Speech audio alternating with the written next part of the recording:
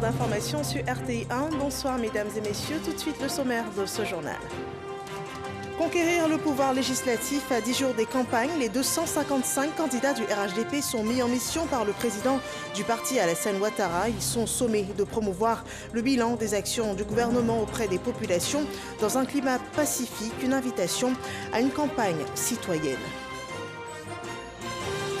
Le dossier EcoPlus de ce mardi s'intéresse aux solutions Made in Côte d'Ivoire. Ils sont plus de 250 inventeurs à travailler à apporter des innovations à notre quotidien. Retrouvez dans ce document les défis de ces inventeurs ivoiriens et l'impact de leur invention sur le développement socio-économique du pays. Et à l'international, au sommet du G5 Sahel, la France n'envisage pas une baisse de ses effectifs dans le Sahel. Un an après le sommet de Pau, Emmanuel Macron dit vouloir renforcer la lutte contre le terrorisme. En plus des 5000 soldats déjà sur le terrain, 600 hommes supplémentaires seront déployés. Bienvenue dans 123 heures. Ouvrons ce journal par l'actualité politique. Les candidats RHDP aux prochaines législatives ont été investis ce mardi. Ils sont en tout de 155 candidats à être engagés par le parti au pouvoir. À cette cérémonie d'investiture, le président Alassane Ouattara, premier responsable du RHDP, les a instruits de mener une campagne pacifique, citoyenne, axée sur le bilan des actions du gouvernement. Je vous propose un extrait de son propos. Nous devons à présent relever un autre défi, tout aussi important, celui de nous donner les moyens législatifs de gouverner afin de mettre en œuvre nos engagements de campagne pour une Côte d'Ivoire solidaire, prospère et en paix. Vous devez dorénavant rassembler autour de vous toutes les forces vives de notre parti et bien au-delà, pour remporter les élections dans vos circonscriptions respectives. Sachez que c'est votre engagement, votre union, votre solidarité qui seront le meilleur gage de notre succès. J'ai confiance en chacune et chacun d'entre vous, en vos qualités personnelles et en votre engagement collectif pour relever le défi de nous donner une large majorité à l'Assemblée nationale. Cette élection sera également la voie pour garantir à notre pays la paix et la stabilité nécessaires à la poursuite de son développement. Je pense qu'au niveau de ces élections, vous devez continuer de parler de ce que nous avons fait, mais surtout de ce que nous avons l'ambition de faire au cours des 5 prochaines années, c'est-à-dire de continuer d'améliorer le quotidien de nos concitoyens. C'est cela le sens de la Côte d'Ivoire solidaire. Je voudrais vous dire que moi j'ai confiance en notre capacité à mettre en œuvre notre programme. Et vous devez continuer de dire aux populations que ce sont les députés du RHDP qui seront à mesure de leur dire ce que le gouvernement doit faire, qui choisiront les priorités du gouvernement dans chaque circonscription. Donc, les paroles de division, les paroles de haine n'ont pas de place dans notre campagne. Et je sais que je peux compter sur vous. Nous devons être positifs. Nous devons être positifs dans le message que nous donnerons à nos concitoyens. Nous devons ne pas donner suite aux provocations, aux insultes. Cela n'est pas ivoirien. En tout cas, ce n'est pas oufouettiste. Donc, je sais que je peux compter sur chacun de vous et je demande que l'ensemble des membres des instances du parti et tous nos militants, je vous demande de vous mobiliser totalement autour de nos candidats et de nos candidates pour une victoire éclatante de notre parti sur l'ensemble du territoire national. Voilà, c'était le message du président Alassane Ouattara à l'investiture des candidats du RHDP, des candidats aux prochaines législatives. Et pour ces élections, les candidatures féminines sont plébiscitées. La commission électorale indépendante a pu enregistrer 210 femmes candidates titulaires et 242 suppléantes. C'est un engagement que soutient le ministère de la Femme, de la Famille et de l'Enfant, qui a d'ailleurs convié à une session de formation ces femmes candidates. L'enjeu, c'est de mieux les outiller pour se faire élire dans leur circonscription électorale. Laure Goretti et Moussa Konaté. Élection législative du 6 mars prochain. Les femmes veulent le maximum de sièges à l'hémicycle. À l'initiative du ministère de la Femme, de la Famille et de l'Enfant, les candidates aux législatives prochaines sont formées pour être plus compétitives sur le terrain. Il s'agit pour le ministère de la Femme, de la Famille et de l'Enfant de permettre à ces femmes d'être mieux outillées pour affronter la bataille électorale. Aujourd'hui, c'est un atelier de formation des femmes candidates aux législatives du 6 mars 2021. La loi du 14 octobre 2019 et son décret d'application qui a été pris le 25 novembre 2020 ont galvanisé les femmes. Et aujourd'hui, nous avons 210 femmes titulaires pour 255 postes de députés. Et nous avons 242 femmes suppléantes. Nous avons toutes les chances, si nous renforçons les capacités des femmes, que nous allions même à plus de 30% de femmes élues et non de femmes candidates. Pour rappel, l'on a enregistré seulement 29 femmes sur 255 députés qui ont siégé à l'Assemblée nationale au cours de la législature passée. Et toujours en rapport avec les prochaines législatives, je vous propose ce communiqué de la CEI, la Commission électorale indépendante au CEI et le National Democratic Institute, NDI, conformément aux résolutions de la phase 3 du dialogue politique, convie les partis ou groupements politiques à la cérémonie de signature du Code de bonne conduite des partis ou groupements politiques des candidats et candidates à l'élection des députés du 6 mars 2021. Cette rencontre aura lieu le 18 février 2021 à l'espace Latry Event, 6 à Abidjan, Cocody, les deux plateaux, Carrefour, Duncan. À 10h précises, chaque entité est invitée à se faire représenter par 2 personnes. Notez que le présent communiqué tient lieu d'invitation. À l'aube de ces législatives, la réconciliation nationale est primordiale. C'est un message que le ministre Kwadio Konan-Bertin enseigne à l'ensemble des Ivoiriens. Et ce mardi, il a rencontré les étudiants de la Fédération estudiantine et scolaire de Côte d'Ivoire, la FESI, Laure Goretti et Moussa Konaté. C'est dans cette ambiance que ces étudiants ont accueilli le ministre de la Réconciliation nationale. Kwadio Konan-Bertin est en phase avec la jeunesse estudiantine, notamment sur les enjeux de la réconciliation. Des étudiants qui ont affirmé leur engagement à le soutenir dans sa mission. Toute la masse estudiantine s'engage auprès du ministre de la Réconciliation nationale afin de pouvoir parler à l'ensemble des Ivoiriens sur la nécessité d'être ensemble, sur la nécessité de penser le développement du pays ensemble. Donc nous allons nous ouvrir, comme nous le faisons déjà très bien, aux autres organisations, aux autres étudiants, aux musulmans, aux chrétiens, pour qu'ensemble, ce qui est écrit dans la Bible et dans le Coran puisse être pratiqué dans nos universités, dans nos écoles. Des étudiants prêts à jouer leur partition. Le ministre Kwadio Konan-Bertin se dit heureux de leur adhésion. J'ai été heureux de constater que, avant tout le monde, ils comprennent eux-mêmes l'exigence de la réconciliation nationale. C'est un grand pas vers la compréhension mutuelle. C'est un grand pas pour dire que nous voulons aller à la paix et à la réconciliation. C'est tout le mérite qui leur revient ce matin. Et franchement, je voulais donc les féliciter. Pour le ministre Kwadio Konan-Bertin, cet échange avec les étudiants est un départ pour les actions en faveur de la réconciliation et de la paix durable en Côte d'Ivoire. L'engagement de la FESI, qui pourrait traduire celui de la jeunesse ivoirienne, a contribué à faire prospérer la réconciliation nationale. À Yamoussoukro, une charte de non-violence est adoptée par les jeunes. C'est une démarche pour promouvoir la paix qui est d'ailleurs encouragée par le médiateur de la République. On voit cela avec Kader Sokotogo. Ils sont environ 200 jeunes. Ils sont issus des partis politiques, de la société civile, des associations et de certaines ONG. Ils ont en commun Yamoussoukro, la ville natale et chère au père fondateur de la Côte d'Ivoire moderne et modèle, feu le président Félix Houphouët-Boigny. Certains ont été acteurs ou témoins des violences liées à l'élection présidentielle d'octobre 2020. Un souvenir douloureux qu'ils ne veulent plus vivre.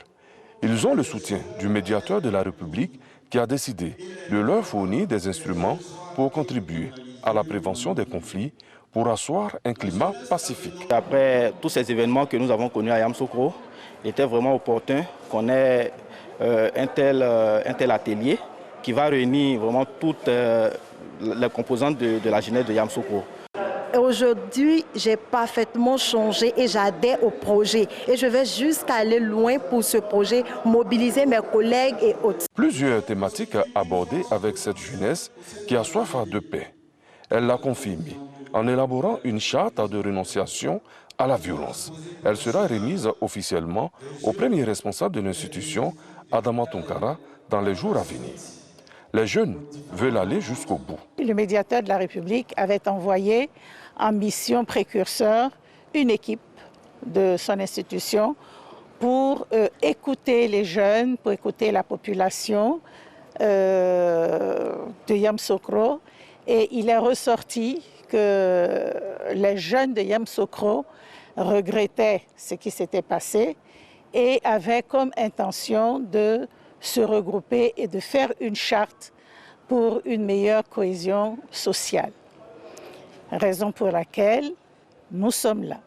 C'est-à-dire d'abord donner un certain enseignement, une certaine formation à ces jeunes et ensuite les amener à discuter ensemble et à ressortir ce qu'ils désirent réellement pour qu'il y ait la paix et surtout pour qu'ils respectent leurs engagements.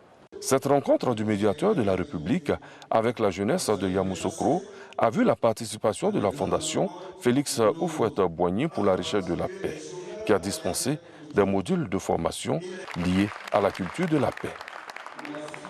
Et la paix, vecteur de développement. Dans la commune d'Atekoubé seront bientôt bitumés les 2,5 km de l'axe reliant l'Institut des aveugles au carrefour dit Sibéton. Les travaux ont été lancés ce 16 février et sont prévus s'étendre sur 5 mois. Près de 2,7 milliards de francs CFA seront nécessaires pour cette réalisation. Jean-Luc Bangbo. Certains tronçons de 2,5 km entre les communes de Yopougon et Atekoubé. Véritable raccourci, mais calvaire pour les automobilistes à cause de son état chaotique. Difficilement praticable en temps de pluie. L'annonce de son bitumage est un motif de soulagement pour les populations riveraines. Je suis très contente parce qu'on souffre. Il n'y a même pas route. Pour rentrer dans le quartier, là, on a toujours eu des problèmes. Quand vous montez dans le taxi, le taximètre va vous inciter jusqu'à vraiment ce que l'État veut faire là.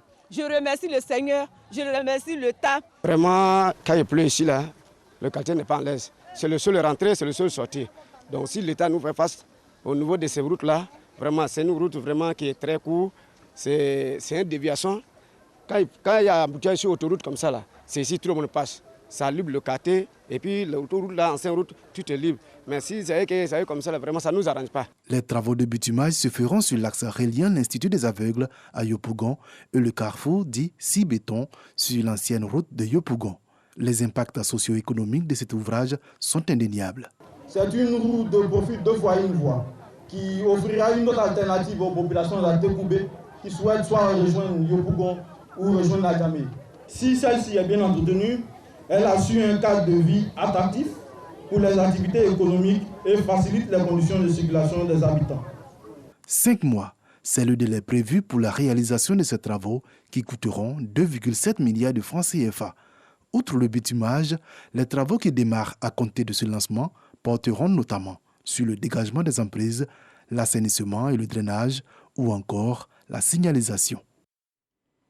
Et pour étendre le développement en Côte d'Ivoire, en plus des projets d'infrastructures, des Ivoiriens, chaque jour, travaillent à améliorer le quotidien de leurs concitoyens. À ce jour, plus de 250 inventeurs sont enregistrés en Côte d'Ivoire avec plus de 300 brevets d'invention. Si la portée sociale de ces trouvailles est indiscutable, qu'en est-il de l'impact économique de ces solutions Made in Côte d'Ivoire? Réponse dans ce numéro Éco Plus proposé par Dangui Dangui.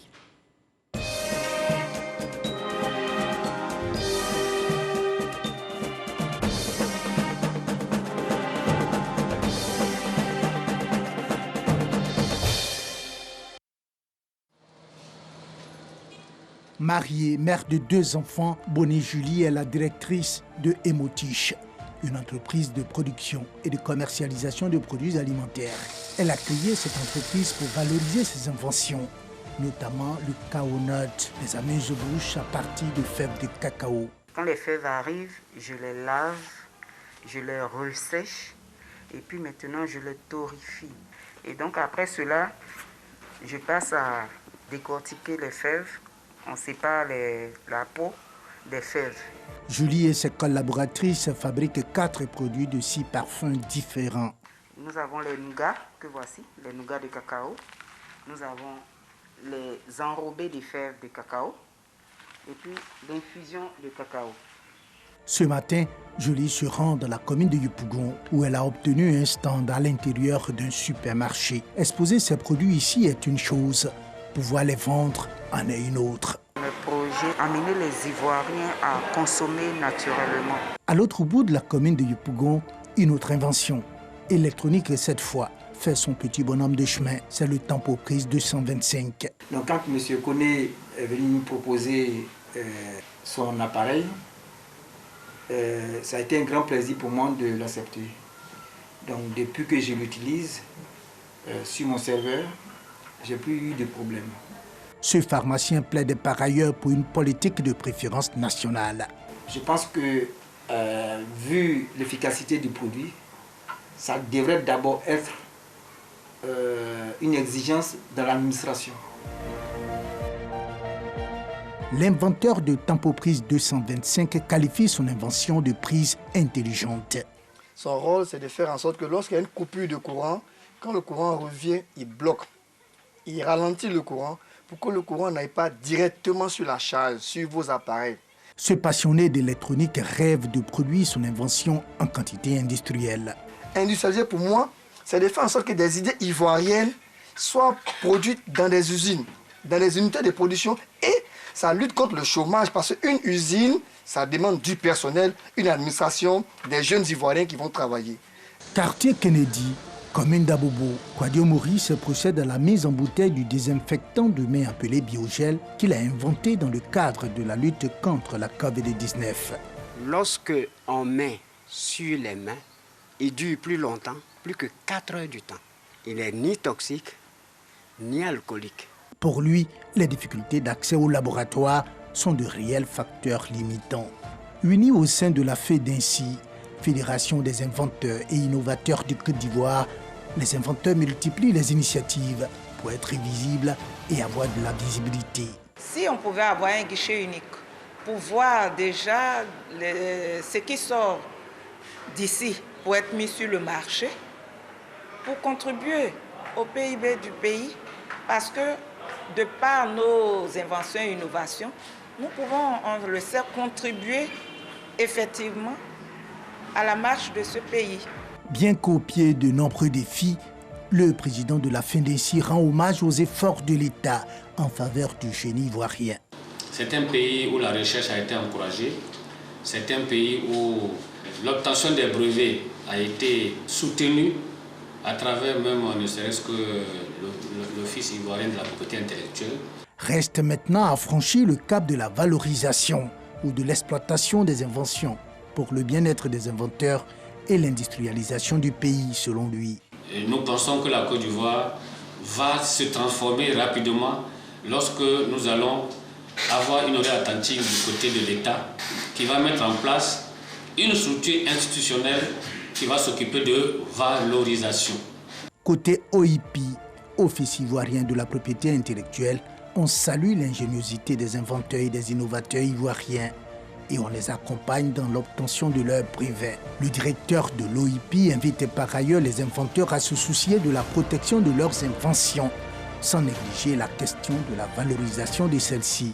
Quel est le business plan qui est autour du brevet? Le brevet, c'est un élément de rentabilité d'une entreprise. Le brevet pour le brevet, c'est bien, mais le brevet pour l'exploitation, je répéterai ça à chaque fois que j'aurai l'occasion, c'est mieux.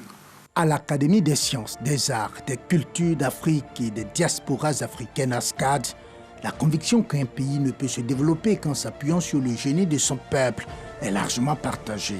Il faut que ce soit des acteurs du développement. Alors s'ils sont ignorés, c'est évident que le pays est d'autant plus retardé. Chaque peuple a son génie.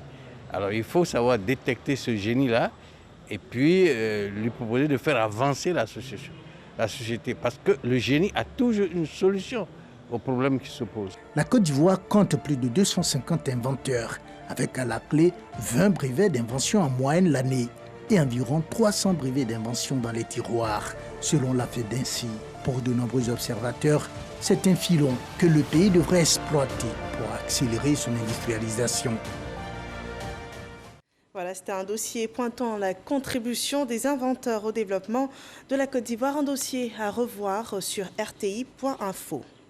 D'autres initiatives visant la préservation de l'environnement sont accompagnées par le programme de microfinancement pour l'environnement mondial. 338 projets ont été financés en tout à plus de 3,5 milliards de francs CFA. C'est un bilan que rapporte Grace Kando. Lambert est inventeur de cuisinières éco-énergétiques à combustible liquide avec brûleur sans mèche. Une alternative autre que le gaz butane ou le charbon de bois. Pour réaliser ce projet, Lambert a été soutenu par le programme de microfinancement du Fonds pour l'environnement mondial, Microfem, à hauteur de 17 millions de francs CFA. Ici, nous avions un dispositif qui transforme le pétrole en gaz butane.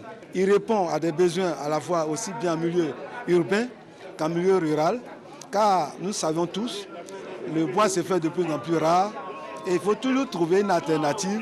L'un des objectifs principaux de ce programme est le renforcement des capacités des organisations communautaires à la base qui sont les principales bénéficiaires de ces ressources afin de les rendre plus autonomes tout en préservant l'environnement. Nombreux sont les bénéficiaires de ce programme. 338 projets ont été financés à hauteur de plus de 3,5 milliards de francs CFA avec pour agence d'exécution le PNUD. 27 ans après sa mise sur pied, le programme séquencé en 6 phases a fait son bilan. La protection de plus de 200 km de forêts-galeries et plus de 1200 hectares de reliques forestières par l'apiculture et la valorisation du sous-projet de la forêt. Il y a également la gestion durable des écosystèmes littoraux avec la protection de tortues marines et la restauration de plus de 200 hectares de mangroves. Il y a également la réduction de la destruction des ressources ligneuses avec la distribution de plus de 10 000 foyers améliorés à des ménages. Depuis 2018, la phase 7 du programme est mise en place pour une période de 4 ans. Je voudrais demander à tous les acteurs clés du programme de proposer un plan de mobilisation de ressources additionnelles que nous souhaiterions et nous soutiendrons. Et je voudrais donc inviter par la même occasion toutes les organisations et les partenaires au développement à apporter leur soutien à cette initiative qui vise à promouvoir des solutions innovantes. Le comité de pilotage du programme de financement du Fonds pour l'environnement mondial a reçu des attestations de reconnaissance pour le travail abattu. Suivons à présent le bilan à cette date de la propagation du coronavirus en Côte d'Ivoire.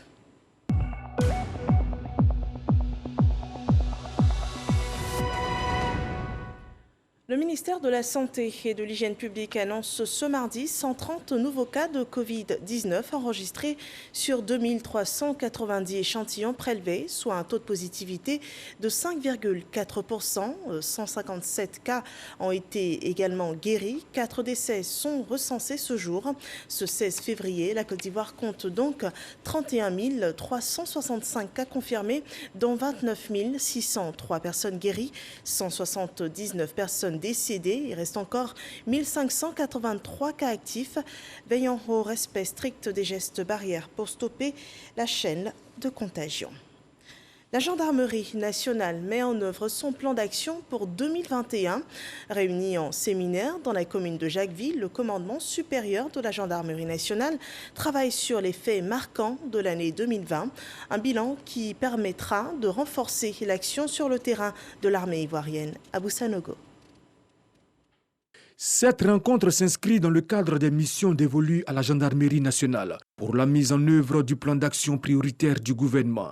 Elle permettra de déterminer la trajectoire de la Gendarmerie nationale qui accompagnera la Côte d'Ivoire dans la consolidation de la paix et la cohésion sociale. À Jacquesville, il s'agira pour le commandement supérieur de la Gendarmerie nationale de mener la réflexion capable d'améliorer la qualité du service du gendarme et partant l'image de l'institution à laquelle il appartient. Nous devons de façon objective porter un jugement sur notre action. Regarder quels ont été les aspects positifs et quels ont été les aspects négatifs. Partant de cela, tirer de chaque aspect les conclusions nécessaires afin d'améliorer notre action de 2021. Nous devons donc, avec objectivité, analyser l'action préélectorale, l'action au cours des élections, de la journée des élections, et puis après l'action, après les élections. Au terme des travaux, il s'agit de produire une matrice d'action concrète et de faire des propositions réalisables à soumettre au commandant supérieur de la Gendarmerie nationale, le général de corps d'armée Alexandre Apalo Touré. Et un mot sur la réunion ce mardi du G5 Sahel. La France restera présente militairement dans les prochains mois dans la zone. Le président français annonce qu'il n'y aura pas de réduction des effectifs de l'opération militaire française Barkhane. Pour le président français, retirer massivement des hommes de Barkhane serait une erreur qui fragiliserait les efforts accomplis jusque-là. Et rappelons que l'événement était l'occasion de dresser le bilan des actions menées depuis le sommet de Pau il y a un an.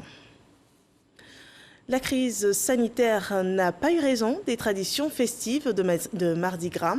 Carnaval et déguisement dans des écoles. Ce jour en Côte d'Ivoire, les enfants ont paradé. C'est une célébration que rapportent Mamadou Kouassi et Faftou Fofana. Nous sommes le Mardi Gras, jour festif qui précède le mercredi des cendres et annonce le carême chrétien. La tradition veut qu'en cette journée, les enfants mettent des déguisements et paradent dans les rues. Les petits élèves s'en donnent à cœur joie. On a pu voir une procession joyeuse aux couleurs des différentes régions de la Côte d'Ivoire au rythme d'une fanfare dans la commune de Cocody.